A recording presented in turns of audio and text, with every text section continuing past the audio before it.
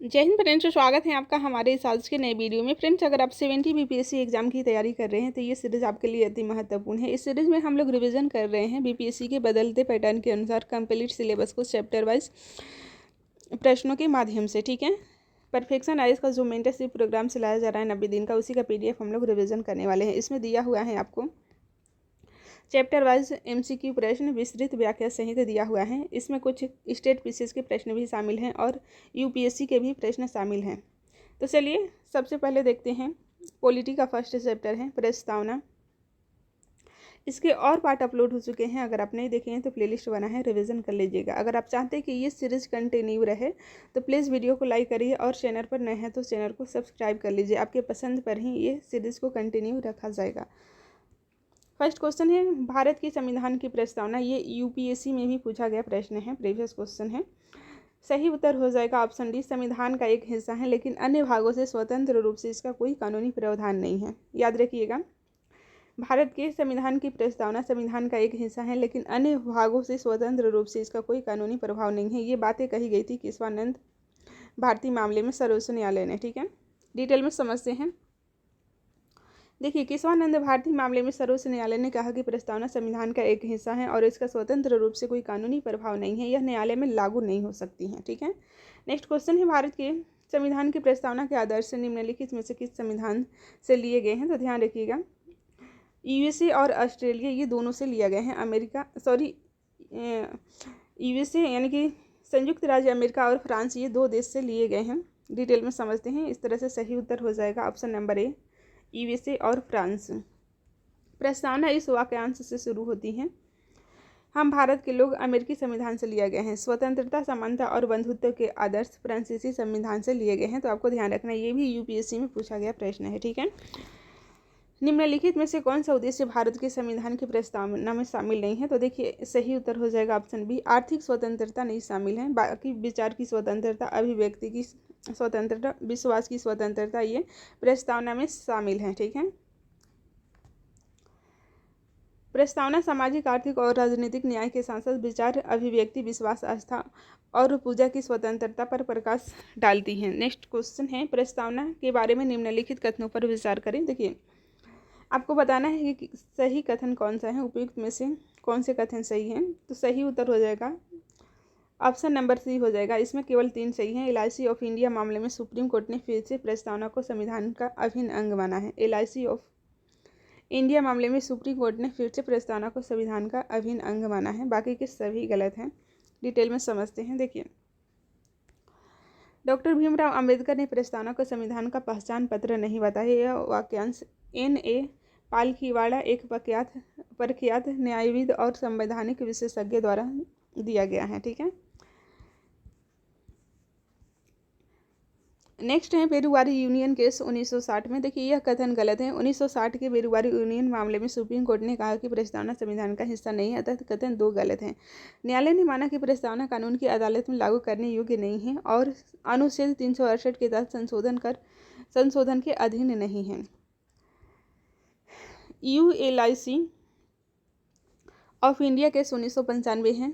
इसमें देखिए, supreme court के द्वारा LIC ऑफ इंडिया केस में सर्वोच्च न्यायालय ने अपनी स्थिति दोहराई की प्रस्तावना संविधान का एक अभिन्न अंग है। हालांकि यह स्वतंत्र रूप से कानून की अदालत में लागू करने योग्य नहीं हो सकता है, लेकिन यह संवैधानिक प्रावधानों की व्याख्या करने के लिए आवश्यक है। अतः कथन 3 सही दिया हुआ है। नेक्स्ट क्वेश्चन है निम्नलिखित कथनों पर विचार करें। इसमें बताना है कि कौन से कथन सही हैं। तो देखिए, 2 और 3 सही हैं। उद्देश्य प्रस्ताव को सर्वसम्मति से अपनाया गया, ये भी प्रीवियस क्वेश्चन है यूपीएससी का। उद्देश्य प्रस्ताव संविधान निर्माताओं की मानसिकता को दर्शाता है, ये दोनों सही दिया हुआ है। डिटेल में समझते हैं। देखिए, नेहरू ने 13 दिसंबर 1946 को उद्देश्य प्रस्ताव पेश किया था। इसे 22 जनवरी 1947 को अपनाया गया था। उद्देश्य प्रस्ताव से सर्वसम्मति अपनाया गया था तथा यह संविधान निर्माताओं की मानसिकता को दर्शाता है। नेक्स्ट क्वेश्चन है प्रस्तावना की संशोधनीयता के संबंध में निम्नलिखित कथनों पर विचार करें। आपको बताना है कि कौन से कथन सही हैं। तो इसमें सही हो जाएगा 1 और 3 सही हो जाएगा। देखते हैं। पहला स्टेटमेंट है प्रस्तावना में 1976 में केवल एक बार संशोधन किया गया था।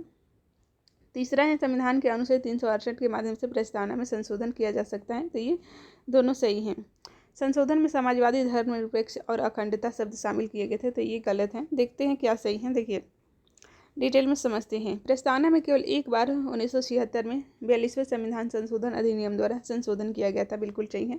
संशोधन की सामग्री गलत, ये दो गलत हैं। इसमें देखिए संशोधन में 3 नए शब्द जोड़े गए थे, समाजवादी, पंथ निरपेक्ष और अखंडता। ये शब्द 1946 में 42वें संविधान संशोधन अधिनियम द्वारा प्रस्तावना में जोड़े गए थे। अनुच्छेद 368 के माध्यम से संशोधन कथन 3 सही है। सर्वोच्च न्यायालय के विभिन्न निर्णयों में माना है कि प्रस्तावना संविधान का एक हिस्सा है, जबकि पहले के निर्णयों ने सुझाव दिया था कि प्रस्तावना में संशोधन नहीं किया जा सकता है। न्यायालय ने स्पष्ट किया कि प्रस्तावना को अनुच्छेद 368 के तहत संशोधित किया जा सकता है, बशर्ते कि प्रस्तावना में निहित संविधान की मूल विशेषताओं या मौलिक भावना में कोई संशोधन न किया जाए। ठीक है, नेक्स्ट क्वेश्चन है, प्रस्तावना में संप्रभुता के संबंध में निम्नलिखित कथनों पर विचार करें। आपको बताना है कि उपयुक्त में से कौन से कथन सही है। सही कथन की पहचान करनी है, तो इसमें केवल 2 कथन सही है। दूसरा स्टेटमेंट है, संप्रभु शब्द का अर्थ है कि राज्य को संवैधानिक सीमाओं के अनुरूप किसी भी विषय पर कानून बनाने की शक्ति है, तो ये सही दिया हुआ है। बाकी दोनों गलत हैं। इसमें सही क्या है, चलिए एक्सप्लेनेशन ही पढ़ते हैं, क्योंकि कम टाइम में ज़्यादा से ज़्यादा हम लोगों को रिविजन करना है। ठीक है, भारतीय संविधान की प्रस्तावना भारत को संप्रभु, समाजवादी, धर्मनिरपेक्ष, लोकतांत्रिक गणराज्य घोषित करती है। हालांकि संविधान संप्रभुता का परिचालन या परिभाषित अर्थ प्रदान नहीं करता है। ठीक है, ये इसमें गलत दिया हुआ था। सही ये बात है कि भारतीय संविधान की प्रस्तावना भारत को संप्रभु, समाजवादी, धर्मनिरपेक्ष, लोकतांत्रिक गणराज्य घोषित करती है। हालांकि संविधान संप्रभुता का परिचालन या परिभाषित अर्थ प्रदान नहीं करता है।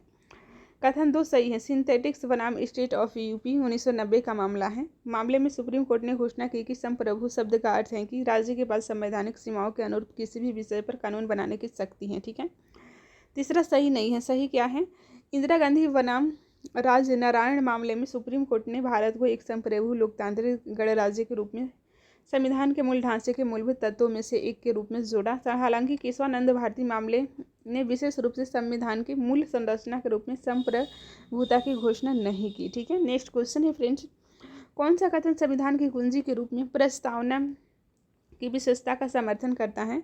सही उत्तर हो जाएगा ऑप्शन सी, प्रस्तावना न्याय, स्वतंत्रता और समानता सहित मूल्य और सिद्धांतों को रेखांकित करती है। ठीक है, प्रस्तावना न्याय, स्वतंत्रता और समानता सहित मूल्यों और सिद्धांतों को रेखांकित करती हैं। डिटेल में समझते हैं। देखिए, यह प्रस्तावना को संविधान की कुंजी के रूप में वर्णित करने का समर्थन करता है, क्योंकि प्रस्तावना उन मौलिक मूल्यों और सिद्धांतों को रेखांकित करती है जिन पर संविधान का निर्माण किया गया है, जैसे न्याय, स्वतंत्रता, समानता और बंधुत्व। नेक्स्ट क्वेश्चन है, भारतीय संविधान की प्रस्तावना में धर्मनिरपेक्ष शब्द के बारे में निम्नलिखित कथनों पर विचार करें। आपको बताना है कि कौन से कथन सही हैं। ठीक है, पहला स्टेटमेंट है, भारतीय संविधान की प्रस्तावना में धर्मनिरपेक्ष शब्द के बारे में निम्नलिखित कथनों पर विचार कीजिए। पहला स्टेटमेंट है, धर्मनिरपेक्ष शब्द को 1976 में 42वें संशोधन द्वारा संविधान में स्पष्ट रूप से जोड़ा गया था। बिल्कुल सही है। धर्म की स्वतंत्रता के मौलिक अधिकार की गारंटी देने वाले अनुच्छेद 25 से 28 को धर्मनिरपेक्ष शब्द के जुड़ने के बाद संविधान में शामिल किया गया था। ठीक है, 25 से 28 को धर्मनिरपेक्ष शब्द के जुड़ने के बाद शामिल किया गया था, तो ये गलत दिया हुआ है। ठीक है, क्योंकि ये पहले से ही शामिल था। इसमें ए सही हो जाएगा, धर्मनिरपेक्ष शब्द को जोड़ा गया था। बाकी भारतीय संविधान धर्मनिरपेक्षता की नकारात्मक अवधारणा को दर्शाता है, तो 3 गलत हो जाएगा। इस तरह से इसका सही उत्तर केवल 1 हो जाएगा। ठीक है, देखिए यहाँ पे थोड़ा मिस्टेक हो गया है, एक्सप्लेनेशन में सही दिया हुआ है, बी नहीं बल्कि ए उत्तर हो जाएगा, केवल 1 सही है। देखिए, धर्मनिरपेक्ष शब्द को 1976 में 42वें संशोधन द्वारा संविधान में स्पष्ट रूप से जोड़ा गया था। कथन 2 गलत हैं। धर्म की स्वतंत्रता के मौलिक अधिकार की गारंटी देने वाले अनुच्छेद 25 से 28 पहले से ही संविधान का हिस्सा था। धर्मनिरपेक्ष शब्द को जोड़ने के बाद इन अनुच्छेदों को शामिल नहीं किया गया है, बल्कि ये मूल संविधान में ही था। 3 भी गलत हैं। भारतीय संविधान धर्मनिरपेक्षता की सकारात्मक अवधारणा को दर्शाता है, जिसका अर्थ है कि देश में सभी धर्मों को, राज्य को समान दर्जा और समर्थन प्राप्त है। ठीक है, अतिरिक्त जानकारी ध्यान से सुनिए। देखिए, भारतीय संदर्भ में धर्मनिरपेक्षता की सकारात्मक अवधारणा सभी धर्मों को समान समर्थन पर जोर देती है, चाहे उनकी ताकत कुछ भी हो। यह सुनिश्चित करता है कि राज्य किसी विशेष धर्म का पक्ष न ले। 42वें संशोधन द्वारा धर्मनिरपेक्ष शब्द को जोड़ना देश के शासन में धर्मनिरपेक्षता के सिद्धांत के प्रति प्रतिबद्धता को दर्शाता है। नेक्स्ट क्वेश्चन है, प्रस्तावना में गणतंत्र शब्द के बारे में निम्नलिखित कथनों पर विचार करें और कुट की सहायता से सही उत्तर का चुनाव करना है। तो देखिए, सही उत्तर हो जाएगा, इसमें केवल 2 सही हैं। एक गणतंत्र में राज्य का मुखिया हमेशा एक निश्चित अवधि के लिए प्रत्यक्ष या अप्रत्यक्ष रूप से चुना जाता है, बिल्कुल सही है। एक्सप्लेनेशन देखते हैं जो कि मोस्ट इंपॉर्टेंट है, ध्यान से सुनते जाइए। देखिए, एक गणतंत्र में राज्य का मुखिया वंशानुगत पद नहीं होता है। गणतंत्र शब्द विशेष रूप से सरकार के एक रूप को दर्शाता है जहां राज्य का मुखिया निर्वाचित होता है, न कि वंशानुगत। ठीक है, ब्रिटेन जैसे देश जहां वंशानुगत राजतंत्र है, गणतंत्र की श्रेणी में नहीं आते हैं। दूसरा है, गणतंत्र में राज्य का मुखिया हमेशा प्रत्यक्ष या अप्रत्यक्ष रूप से एक निश्चित अवधि के लिए चुना जाता है। यह राजतंत्र के विपरीत है जहां राज्य का मुखिया अक्सर वंशानुगत पद धारण करता है। ठीक है, प्रस्तावना में गणतंत्र शब्द भारत में वंशानुगत राजतंत्र की उपस्थिति को नहीं दर्शाता है। यह दर्शाता है कि भारत का एक निर्वाचित प्रमुख राष्ट्रपति है जिसे चुनावी प्रक्रिया के माध्यम से चुना जाएगा। अतिरिक्त जानकारी मोस्ट इंपॉर्टेंट है, ध्यान से सुनिए। देखिए, प्रस्तावना में गणतंत्र शब्द भारतीय राजनीति की लोकतांत्रिक और निर्वाचित प्रकृति को दर्शाता है। भारत के राष्ट्रपति का चुनाव एक निर्वाचक मंडल द्वारा किया जाता है जिसमें संसद के दोनों सदनों और राज्यों और केंद्र शासित प्रदेशों की विधानसभाओं के निर्वाचित सदस्य शामिल होते हैं। ठीक है, राष्ट्रपति 5 वर्ष का कार्यकाल होता है राष्ट्रपति का। नेक्स्ट है,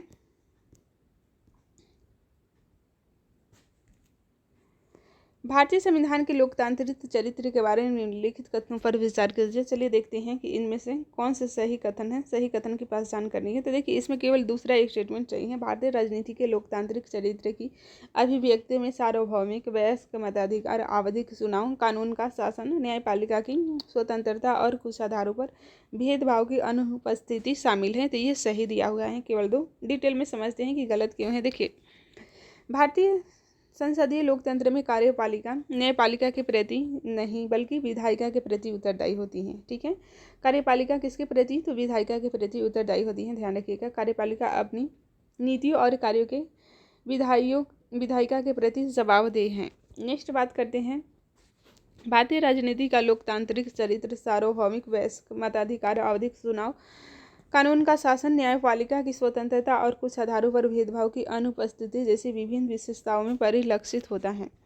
कथन 3 गलत हैं। प्रस्तावना में लोकतांत्रिक शब्द का प्रयोग व्यापक अर्थ में किया गया है जिसमें न केवल राजनीतिक लोकतंत्र बल्कि सामाजिक और आर्थिक लोकतंत्र भी शामिल है। डॉक्टर अंबेडकर ने संविधान सभा में अपने समापन भाषण में इस आयाम पर जोर दिया था। अतिरिक्त जानकारी मोस्ट इंपॉर्टेंट है, ध्यान से सुनते जाइए। भारतीय संविधान का लोकतांत्रिक चरित्र बहुआयामी है जिसमें राजनीतिक, सामाजिक और आर्थिक पहलू शामिल हैं। डॉक्टर भीमराव अंबेडकर ने लोकतंत्र के व्यापक अर्थ पर जोर देते हुए राजनीतिक लोकतंत्र के साथ साथ सामाजिक और आर्थिक न्याय करने की आवश्यकता पर प्रकाश डाला है। नेक्स्ट क्वेश्चन है, कौन सा कथन प्रत्यक्ष और अप्रत्यक्ष लोक के बीच अंतर को सबसे अच्छी तरह से उजागर करता है? तो देखिए, इसमें सही उत्तर हो जाएगा ऑप्शन डी सही हो जाएगा। प्रत्यक्ष लोकतंत्र में प्रमुख निर्णय सीधे लोगों द्वारा किए जाते हैं, जबकि अप्रत्यक्ष लोकतंत्र में व्यक्ति प्रतिनिधियों का चुनाव करते हैं जो बदले में महत्वपूर्ण निर्णय लेते हैं। ठीक है, ये अप्रत्यक्ष और प्रत्यक्ष लोकतंत्र के बीच में सबसे बड़ा अंतर है। डिटेल में समझते हैं। देखिए, प्रत्यक्ष लोकतंत्र में अक्सर जनमत संग्रह के माध्यम से निर्णय लेने में नागरिकों की सक्रिय भागीदारी शामिल होती है, जबकि अप्रत्यक्ष लोकतंत्र लोगों की ओर से निर्णय लेने के लिए निर्वाचित प्रतिनिधियों पर निर्भर करता है। अतः अप्रत्यक्ष लोकतंत्र निर्णय लेने की प्रक्रिया में निर्वाचित प्रतिनिधियों की भूमिका पर जोर देता है। नेक्स्ट क्वेश्चन है, निम्नलिखित में से कौन से मूल्य और आदर्श भारतीय संविधान की प्रस्तावना में स्पष्ट रूप से उल्लेखित नहीं है? तो देखिए, इसमें सी सही हो जाएगा। पर्यावरणीय ये नहीं उल्लेखित है। इसका उल्लेख आपको है प्रस्तावना में नहीं बल्कि मौलिक कर्तव्य में है। ठीक है, डिटेल में समझते हैं। देखिए, भारतीय संविधान की प्रस्तावना मौलिक दर्शन और मूल्यों को मूर्त रूप देती हैं जिस पर संविधान आधारित है। इसमें स्पष्ट रूप से सामाजिक मूल्य जैसे न्याय, समानता और बंधुत्व और राजनीतिक आदर्श जैसे संप्रभु, समाजवाद और लोकतंत्र शामिल है। जबकि प्रस्तावना सामाजिक और राजनीतिक पहलुओं पर जोर देती हैं। यह पर्यावरणीय मूल्यों का स्पष्ट रूप से उल्लेख नहीं करती हैं। संविधान के अन्य भागों में परिस्थिति संबंधित विचारों को संबोधित किया गया है, जैसे राज्य नीति के निर्देशक सिद्धांत DPSP, ठीक है, और मौलिक कर्तव्य। तो इसमें आपको दोनों में मिल जाएगा, नीति निर्देशक तत्व और मौलिक कर्तव्य में, ठीक है। नेक्स्ट चैप्टर है जो कि मोस्ट VVI है, संविधान की प्रकृति। देखते हैं क्या क्या प्रश्न पूछे जा सकते हैं और स्टेट PCS UPSC में क्या क्या प्रश्न इस चैप्टर से पूछे गए हैं। संविधान सभा की मांग से संबंधित निम्नलिखित घटनाओं को कालानुक्रम में व्यवस्थित करें। तो ये कालानुक्रम में, चलिए इसका एक्सप्लेनेशन ही देख लेते हैं क्योंकि कम टाइम में हम लोग को ज़्यादा से ज़्यादा रिवीजन करना है। सबका डेट आप ध्यान रखते जाइएगा, 2 बार मैं बोल दूंगी ताकि आप सभी नहीं भूलें, याद हो जाए। एम एन रॉय ने संविधान सभा का विचार प्रस्तावित किया था 1924 में। एम एन रॉय ने संविधान सभा का विचार प्रस्तावित किया था 1934 में। भारत में कम्युनिस्ट आंदोलन के अग्रणी एम एन रॉय ने पहली बार संविधान सभा का विचार सुझाया था, ठीक है। भारतीय राष्ट्रीय कांग्रेस ने आधिकारिक तौर पर संविधान सभा की मांग 1935 में, आधिकारिक तौर पर कांग्रेस के द्वारा 1935 में मांग की गई थी। भारतीय राष्ट्रीय कांग्रेस ने आधिकारिक तौर पर एक संविधान सभा की स्थापना का आह्वान किया था। जवाहरलाल नेहरू ने वयस्क मताधिकार के साथ संविधान सभा की आवश्यकता की घोषणा की, कब की थी? तो 1938 में, ठीक है, संविधान सभा की मांग होने के बाद। कांग्रेस का प्रतिनिधित्व करने वाले जवाहरलाल नेहरू ने वयस्क मताधिकार के आधार पर निर्वाचित संविधान सभा की आवश्यकता पर बल दिया। ब्रिटिश सरकार ने अगस्त प्रस्ताव, ये 1940 की बात है, मांग स्वीकार की। ब्रिटिश सरकार ने संविधान सभा की मांग को स्वीकार कर लिया, जिसे 1940 के अगस्त प्रस्ताव के रूप में जाना जाता है। तो ये 1940 की बातें हैं। नेक्स्ट है सर स्टैफोर्ड क्रिप्स ने क्रिप्स प्रस्ताव प्रस्तुत किए थे 1942 में। देखिए 1942 में ब्रिटिश कैबिनेट के सदस्य सर स्टैफोर्ड क्रिप्स ने द्वितीय विश्व युद्ध के बाद एक स्वतंत्र संविधान के निर्माण के लिए एक मसौदा प्रस्ताव पेश किया था। 1942 डेट ध्यान रखिएगा क्योंकि ये पूछा जा सकता है। मुस्लिम लीग ने क्रिप्स प्रस्ताव को खारिज कर दिया है। विभाजन की वकालत की, वर्ष निर्दिष्ट नहीं है। क्रिप्स प्रस्ताव से असंतुष्ट मुस्लिम लीग ने भारत में 2 स्वायत्त राज्यों में विभाजित करने पर जोर दिया, जिसमें से प्रत्येक की अपनी संविधान सभा हो, ठीक है। कैबिनेट मिशन भारत भेजा गया था, वर्ष निर्दिष्ट नहीं है। संविधान सभा के गठन और संविधान निर्माण पर चर्चा को सुविधाजनक बनाने के लिए कैबिनेट मिशन भारत भेजा गया था, ये इसमें निर्दिष्ट नहीं है डेट, ठीक है। नेक्स्ट क्वेश्चन है 13 दिसंबर 1946 को जवाहरलाल नेहरू ने विधानसभा में ऐतिहासिक उद्देश्य प्रस्ताव पेश किया। इस प्रस्ताव का उद्देश्य क्या था? तो आप सभी को पता है, संवैधानिक ढांचे के उद्देश्यों और दर्शन को रेखांकित करना है। ऑप्शन बी सही उत्तर हो जाएगा। डिटेल में समझते हैं फ्रेंड्स, ध्यान से सुनते जाइए। 2 से 3 बार आप रिविजन कर लेते हैं तो आपका PT इस बार निकल जाएगा, ठीक है। 13 दिसंबर 1946 को जवाहरलाल नेहरू ने संविधान सभा में उद्देश्य प्रस्ताव पेश किया था। इस प्रस्ताव ने भारतीय संविधान के निर्माण के लिए मार्गदर्शन सिद्धांतों के रूप में कार्य किया है। संविधान सभा ने भारत को एक स्वतंत्र संप्रभु गणराज्य घोषित करने और इसके शासन के लिए एक संविधान का मसौदा तैयार करने का दृढ़ संकल्प व्यक्त किया है। स्वतंत्र भारत, इसके घटक भागों और सरकारी अंगों की शक्ति और अधिकार लोगों से प्राप्त हुए थे। संविधान का उद्देश्य सभी नागरिकों को न्याय, सामाजिक, आर्थिक और राजनीतिक अधिकारों की गारंटी देना है, जिसमें कानून और सार्वजनिक नैतिकता के अधीन स्थिति, अवसर और विभिन्न रूपों की स्वतंत्रता की समानता शामिल थी, ठीक है। अल्पसंख्यकों, पिछड़े और आदिवासी क्षेत्रों और दलित वर्गों के लिए पर्याप्त सुरक्षा उपाय प्रदान किए जाने थे। नेक्स्ट क्वेश्चन है फ्रेंड्स, संविधान सभा के बारे में निम्नलिखित कथनों पर विचार करें। आपको बताना है कि कौन से कथन सही है। तो देखिए इसमें सही दिया हुआ है 1 और 2। स्टेटमेंट पहला है, प्रत्येक ब्रिटिश प्रांत को सौंपी गई सीटें 3 प्राथमिक समुदाय मुस्लिम, सिख और जनरल के बीच उनकी आबादी के अनुपात में वितरित की गई थी। बिल्कुल सही है। दूसरा भी सही है, संविधान सभा का उद्देश्य एक ऐसा निकाय होना था जो आंशिक रूप से निर्वाचित और आंशिक रूप से नामांकित हो। तीसरा गलत दिया हुआ है, क्या सही है? चलिए देखते हैं एक्सप्लेनेशन। संविधान सभा का गठन नवंबर 1946 में कैबिनेट मिशन द्वारा प्रस्तावित योजना के आधार पर किया गया था। अतिरिक्त जानकारी है, प्रांतों और रियासतों या छोटे राज्यों के मामले में राज्यों के समूहों को उनकी उनकी संबंधित आबादी के आधार पर सीटें आवंटित की गई थी, जिसमें प्रति मिलियन आबादी पर लगभग 1 सीट का अनुपात था। ठीक है।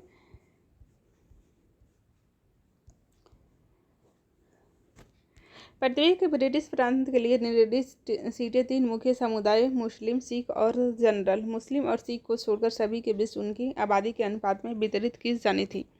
प्रत्येक समुदाय के सदस्यों को प्रांतीय विधानसभा में उस समुदाय के सदस्यों द्वारा एकल संक्रमणीय वोट के माध्यम से अनुपातिक प्रतिनिधित्व की विधि का उपयोग करके चुना जाना था। ठीक है। रियायतों के प्रतिनिधियों को उन राज्यों के प्रमुखों द्वारा नामित किया जाना था। नेक्स्ट क्वेश्चन है, संविधान के प्रारूपण के संबंध में निम्नलिखित तथ्यों पर विचार करें। आपको बताना है कि कौन से कथन सही हैं। देखिए, इसमें केवल 3 सही हैं, तीसरा स्टेटमेंट सही है। संविधान के मसौदे पर 14 दिन तक विचार किया गया था। बाकी ये संविधान तैयार करने में 2 वर्ष 11 माह 18 दिन लगे थे, न कि 20 दिन। चलिए देखते हैं डिटेल में। देखिए, संविधान तैयार करने में 2 वर्ष 11 माह 18 दिन का समय लगा था। 2 गलत हैं। भारतीय संविधान के मसौदे को 64 से अधिक देशों के संविधान के लिए भेजा गया था। संविधान बनाने की लागत 64 लाख रुपए थी। ठीक है। ये 60 देशों के संविधान के लिए भेजा गया था। तीसरा भी सही है। संविधान के मसौदे पर संविधान सभा ने 14 दिनों तक विचार किया था। मसौदा तैयार करने में मसौदा समिति को 14 दिन लगे थे। नेक्स्ट क्वेश्चन है, संविधान सभा के संबंध में कॉलम ए और कॉलम बी के तथ्य को मिलाना है। तो चलिए इसका एक्सप्लेनेशन ही देख लेते हैं। देखिए, संविधान सभा के उपाध्यक्ष HC मुखर्जी और VT कृष्णमाचारी थे। संविधान की सुलेखिका प्रेम बिहारी नारायण रायजादा ने अंग्रेजी में की थी। वसंत कृष्णन वैद ने हिंदी में की थी। ठीक है। सुलेखिका। संविधान की सजावट की बात करें तो राम मनोहर सिंह ने अंग्रेजी के लिए की थी। नंद लाल बोस ने हिंदी के लिए की थी। संविधान सभा का प्रतीक हाथी था। मूल संविधान हिंदी और अंग्रेजी दोनों में संसद के पुस्तकालय में हीलियम से भरे केस में रखा गया था। ठीक है, रखा गया है। नेक्स्ट क्वेश्चन है, संविधान सभा के कामकाज के बारे में निम्नलिखित कथनों पर विचार करें। आपको बताना है कि कौन से कथन गलत हैं। तो देखिए, इसमें 2, 3, 4 गलत हैं, बाकी पहला सही है। संविधान सभा की पहली बैठक 9 दिसंबर 1946 को हुई और उसी दिन संविधान का मसौदा तैयार करना शुरू हुआ था। इसकी अध्यक्षता डॉक्टर सच्चिदानंद सिन्हा ने अस्थायी अध्यक्ष के रूप में किए थे। ठीक है। तो इसमें पहला केवल सही है। गलत हैं तो क्यों गलत हैं, चलिए देखते हैं डिटेल में। देखिए, संविधान सभा की पहली बैठक 9 दिसंबर 1946 को हुई और पहली बहस का शीर्षक अस्थायी अध्यक्ष का चुनाव था। संविधान का मसौदा तैयार करना उसी दिन शुरू हुआ। संविधान का मसौदा तैयार करने के लिए 29 अगस्त 1947 को प्रारूप समिति का गठन किया गया। कथन 2 गलत हैं, सही क्या है देखते हैं। संविधान सभा की पहली बैठक में 211 सदस्यों ने भाग लिया था। संविधान का 26 नवंबर 1949 को उस दिन उपस्थिति संविधान के 284 सदस्यों द्वारा हस्ताक्षर किए गए थे। कथन 3 गलत हैं, सही क्या है।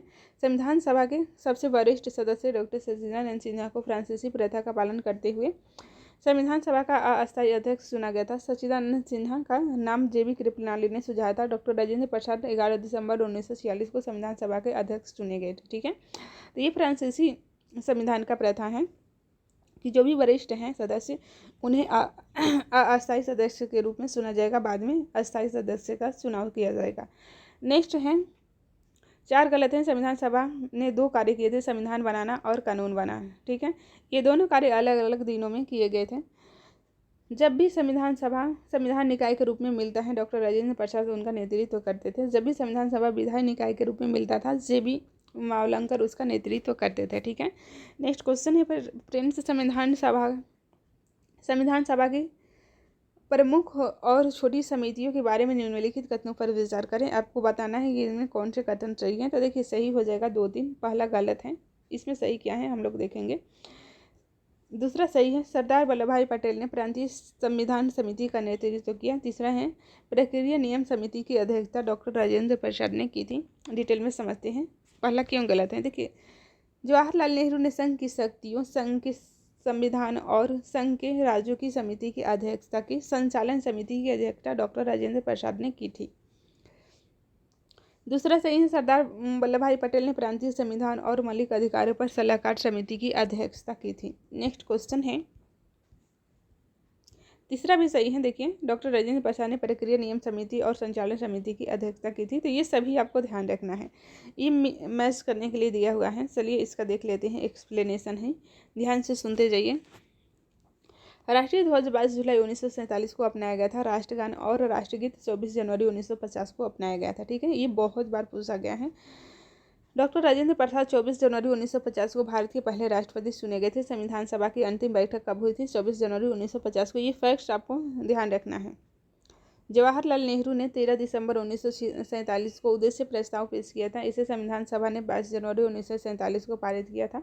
उद्देश्य प्रस्ताव का संशोधन संस्करण भारतीय संविधान की प्रस्तावना है। ठीक है, नेक्स्ट है 29 अगस्त 1947 को डॉक्टर भीमराव अंबेडकर की अध्यक्षता में 7 सदस्यों के साथ मसौदा समिति की स्थापना की गई थी। नेक्स्ट क्वेश्चन है, भारतीय संविधान के लागू होने के संदर्भ में 26 जनवरी का क्या महत्व है? तो आप सभी को पता है, पूर्ण स्वराज दिवस इस दिन मनाया गया था। डिटेल में समझते हैं। 26 जनवरी को विशेष रूप से इसके ऐतिहासिक महत्व के कारण संविधान के लागू होने की तिथि के रूप में सुना गया है। इस दिन 1930 में भारतीय राष्ट्रीय कांग्रेस के लाहौर अधिवेशन दिसंबर 1929 के प्रस्ताव के बाद पूर्ण स्वराज दिवस मनाया गया था। इस दिन को भारत में गणतंत्र दिवस के रूप में मनाया जाता है। नेक्स्ट क्वेश्चन है, निम्नलिखित में से कौन सा संविधान सभा की आलोचना नहीं है? तो देखिए, समावेशी प्रतिनिधित्व तो ये आलोचना नहीं है, बाकी की सभी आलोचना है। संप्रभु निकाय नहीं है, प्रतिनिधित्व निकाय नहीं है, समय लेने का वाला नहीं। तो ये देखते हैं डिटेल में, ध्यान से सुनिए। संविधान सभा को प्रतिनिधि निकाय न होने, संप्रभु निकाय न होने, अनावश्यक रूप से लंबा समय लेने और कांग्रेस पार्टी और वकील राजनेताओं के वर्चस्व के लिए आलोचना का सामना करना पड़ा है। ठीक है, समावेशी प्रतिनिधित्व के विचार को आमतौर पर एक सकारात्मक पहलू के रूप में देखा जाता है। समावेशी प्रतिनिधित्व के पक्षधर एक विविध विधानसभा के लिए तर्क देते हैं जो समाज के सभी वर्गों का पर्याप्त प्रतिनिधित्व करते हैं। ठीक है, नेक्स्ट क्वेश्चन है फ्रेंड्स, निम्नलिखित कथनों पर विचार कीजिए। आपको बताना है कि कौन से कथन सही है। तो इसका सही उत्तर हो जाएगा, केवल 2 स्टेटमेंट चाहिए। क्या है, समझते हैं। भारत के सर्वोच्च न्यायालय ने भारत के संविधान में 99वें संशोधन में को न्यायपालिका की स्वतंत्रता का उल्लंघन माना। बिल्कुल सही है। डिटेल में समझते हैं, ध्यान से सुनिए। देखिए, पहला क्यों गलत है।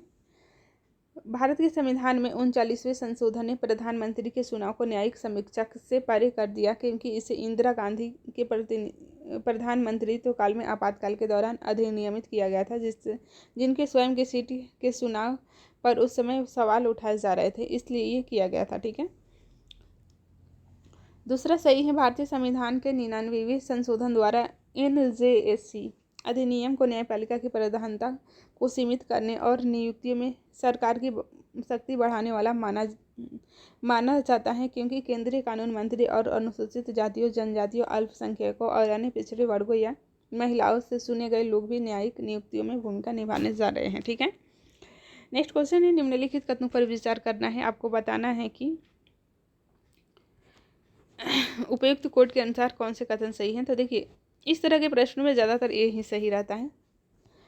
कथन है ए, भारतीय संविधान सबसे लंबा लिखित संविधान है जिसमें ढेर सारे कानूनी खंड हैं। बिल्कुल सही है। हमारे संविधान ने अनिश्चितता और मुकदमेबाजी को कम करने के लिए तुलनात्मक प्रावधानों की व्याख्या करते हुए कहीं और किए गए न्यायिक निर्णयों के संशोधन परिणामों को शामिल किया है। बिल्कुल सही है। कारण डिटेल में समझते हैं, ध्यान से सुनिए। भारतीय संविधान ने यद्यपि विश्व से प्रावधान उधार लिए हैं, लेकिन इसे युवा लोकतंत्र के अनुरूप संशोधित तरीके से शामिल किया था।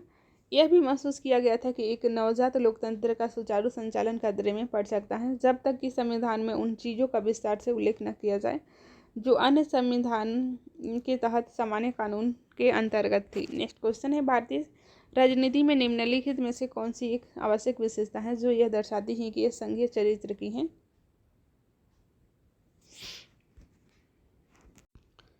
तो देखिए, इसका सही उत्तर हो जाएगा केंद्र द्वारा राज्य के राज्यपाल की नियुक्ति। ठीक है, ऑप्शन 20 सही उत्तर हो जाएगा। डिटेल में समझते हैं।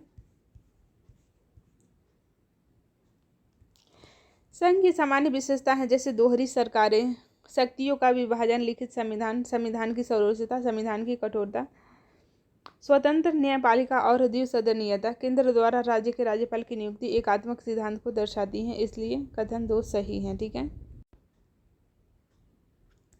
नेक्स्ट क्वेश्चन है, संविधान के निर्माताओं ने सभी ज्ञात संविधानों के कामकाज से प्राप्त संचित अनुभव को शामिल करने और उन सभी दोषों और खामियों से बचने की कोशिश की जिनकी उन संविधानों के प्रकाश में आशंका हो सकती है।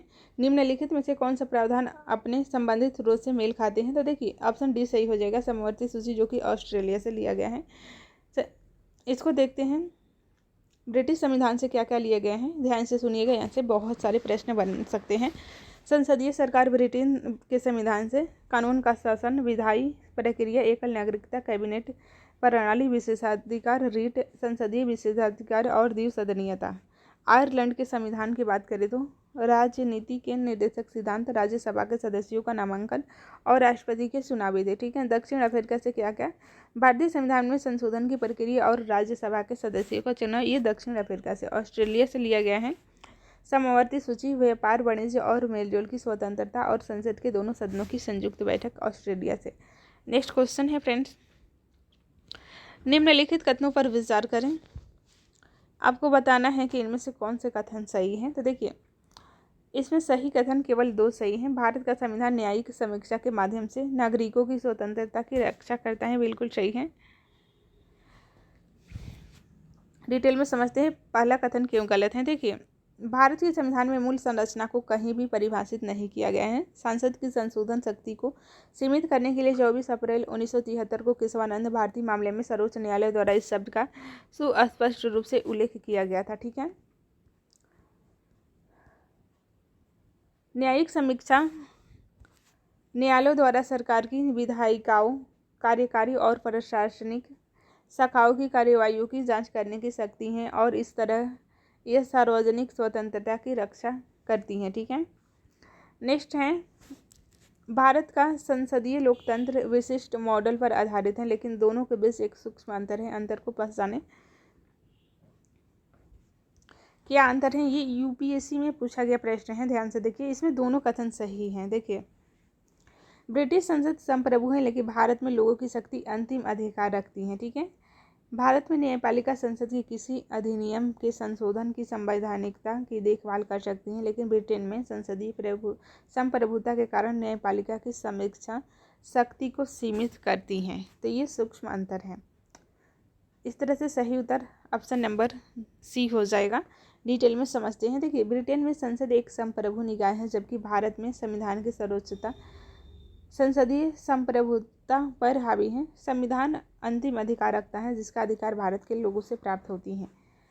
ब्रिटेन में संसदीय सर्वोच्चता के कारण इसके निर्णयों की समीक्षा न्यायपालिका द्वारा नहीं की जा सकती है, जैसे कि भारत में किया जाता है। ठीक है। तो ये बहुत ही बड़ा सूक्ष्म अंतर है, ध्यान रखिएगा, इसलिए यहाँ से प्रश्न बन सकता है। नेक्स्ट क्वेश्चन है, संसदीय शासन प्रणाली हुआ है जिसमें क्या, सरकार संसद के प्रति उत्तरदायी होती है। ठीक है। सरकार संसद के प्रति उत्तरदायी होती है। देखिए, ये भी यूपीएससी में पूछा गया प्रश्न है। अगर यह संसद के नहीं देखिए लोकसभा रहेगा तो आपको ध्यान रखना है, लोकसभा के प्रति भी उत्तरदायी रहता है, इस तरह से भी। लेकिन चारों ऑप्शन में यही सटीक है। डिटेल में समझते हैं।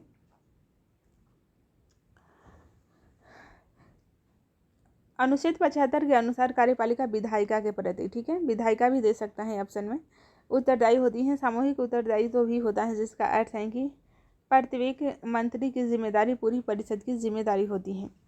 नेक्स्ट क्वेश्चन है, संसदीय शासन प्रणाली के गुणों की पहचान करें।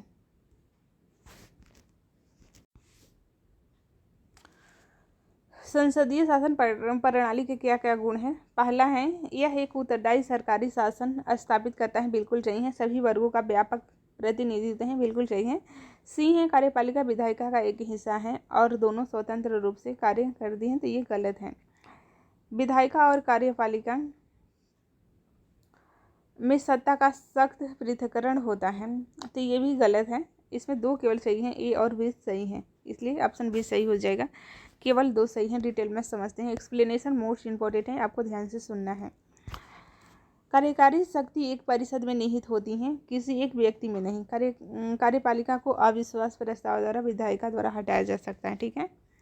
कथन 2 सही हैं। समाज का व्यापक प्रतिनिधित्व संभव है और प्रधानमंत्रियों का चयन करते समय इस आदर्श को बढ़ावा दे सकते हैं।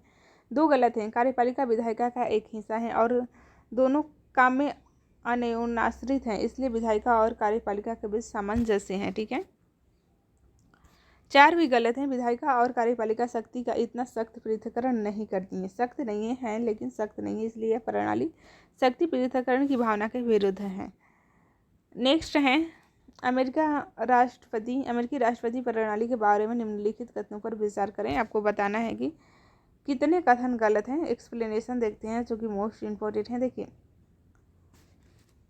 वह सरकार और राज्य दोनों का प्रमुख होता है। सरकार के प्रमुख के रूप में वह कार्यकारी पद पर होता है और राज्य के प्रमुख के रूप में औपचारिक पद पर होता है। राष्ट्रपति का चुनाव 4 वर्ष की अवधि के लिए होता है, जबकि भारत में 5 वर्ष का। ठीक है, उससे महाभियोग के अलावा कांग्रेस यानी कि अमेरिकी संसद को कांग्रेस बोला जाता है, द्वारा नहीं हटाया जा सकता है। तीसरा है, राष्ट्रपति को कांग्रेस द्वारा नहीं हटाया जा सकता है क्योंकि भारत में संसद सरकार के अधिकार की जांच करने के लिए अविश्वास प्रस्ताव का प्रयोग कर सकती है। चौथा भी गलत है, राष्ट्रपति के पास प्रतिनिधि सभा को भंग करने की शक्ति नहीं है। ठीक है, नेक्स्ट चैप्टर है संघ और उसके राज्य क्षेत्र। हम लोग इसे नेक्स्ट वीडियो में रिवीजन करने वाले हैं। क्लास आपको कैसी लग रही है, पसंद आ रही है तो प्लीज़ वीडियो को लाइक कर दीजिए। चैनल पर नए हैं तो चैनल को सब्सक्राइब कर लीजिए और अपना फीडबैक अवश्य दीजिएगा कमेंट बॉक्स में। ठीक है, मिलते हैं नेक्स्ट क्लास में। Thanks for watching.